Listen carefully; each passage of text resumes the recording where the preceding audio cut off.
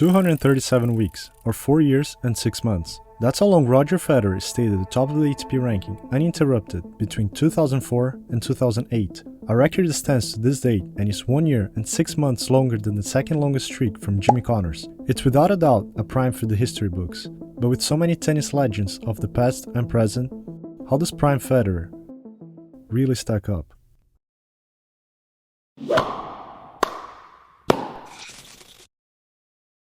The version of Federer most people call PrimeFederer is his 2004 to 2007 form, especially between 2005 and 2006. During that time, Roger had the best results of his career. But before we get there, let's rewind for a second. In 2003, Federer had just picked up his first Grand Slam title at Wimbledon, setting the stage for what would be possible 6 months later. Roger Federer wins his second Grand Slam title as world number 1, unofficially, marking the beginning of the Federer era. For the rest of the year, Federer won 10 more titles, including 2 more Grand Slams, his second Wimbledon and first US Open, wrapping up as champion at the ATP Finals and finishing the year for the first time as number 1 at just 22 years old.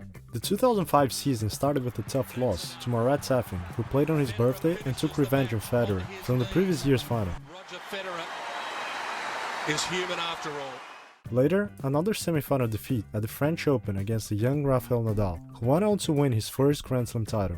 But what if I told you that, apart from these 2 losses, Federer lost just 2 more matches the entire year, finishing 2005 with a record of 81 wins and only 4 losses, and capturing the last 2 Grand Slams of the year, at Wimbledon, where he defeated Roddick, and the US Open, where he defeated Agassi, dropping a single set in both finals. But Federer just refused to slow down, because the following year Roger would have even crazier results, playing, in my opinion, the best season of his career.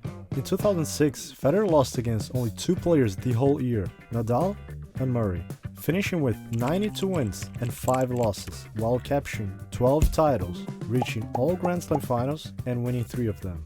To put in perspective how good these 3 years were from Federer, if we look at the list of the 10 best seasons of all time in terms of win percentage, we'll see that Federer's 2005 is 3rd, 2006 is 4th, and 2004 is the 7th best season in tennis history. Yeah, not bad. The only number higher than Federer's win percentage in those years has to be the number of people watching this video who are not subscribed. So please, watch to the end, and if you do enjoy it and want to see more videos like this one, consider subscribing, because I have some great content planned. But believe it or not, Federer's prime wasn't just over yet. In 2007, Roger would reach all 4 Grand Slam finals while winning 3 of them for the 2nd year in a row and capping 10 consecutive Grand Slam finals, the longest streak of Grand Slam finals in history, both before and after the Open era, a record that covers over 100 years of history, but not the only record Federer accumulated just during these 4 years. In fact, here's a list of some of the other records.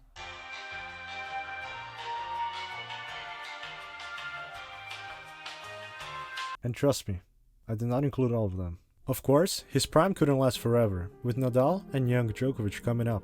The following years would prove a little more challenging for Roger. Rafa would put an end to his number 1 run in 2008 after defeating Roger in Wimbledon, in that match that you've probably heard of before. Federer's magnificent run ends. Nadal is the top man. But we'll go over that on a different occasion. Instead, let's focus on the years that Federer was truly at the height of his powers. How dominant was he during that period? According to Toni Nadal, Roger's peak was both unmatchable and unrepeatable. But could that actually be true? Is it possible that Federer's 2004-2007 version was the best player to ever live, to the point that no one can ever replicate that level?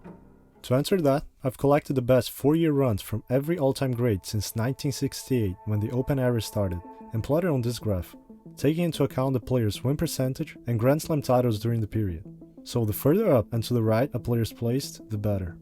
As we start the graph, we'll see some great primes like Wawrinka's 3 Grand Slam titles between 2014 and 2017, Agassi's run from 1999 to 2002, current players who have probably not even reached their prime like Sinner and Alcaraz 2021 to 2024 seasons, and some familiar names like Murray's 2013 to 2016. But as we move towards the top, we'll see some of the greatest 4-year runs of all time, like Sampras 1993 to 1996, Nadal's 2010 to 2013, Djokovic 2013 to 2016, Borg's 1978 to 1981. And here's Roger Federer, 2004 to 2007 seasons. in a league of his own, with 11 Grand Slam titles, while maintaining a 93 win percentage for the period, making that the greatest 4-year run ever, and maybe, just maybe, the best prime tennis has ever seen. Thanks for watching. If you enjoyed the video, please like and subscribe to support the channel and stay updated with more content like this. What's next? Check out one of these 2 videos, and I'll see you in the next one.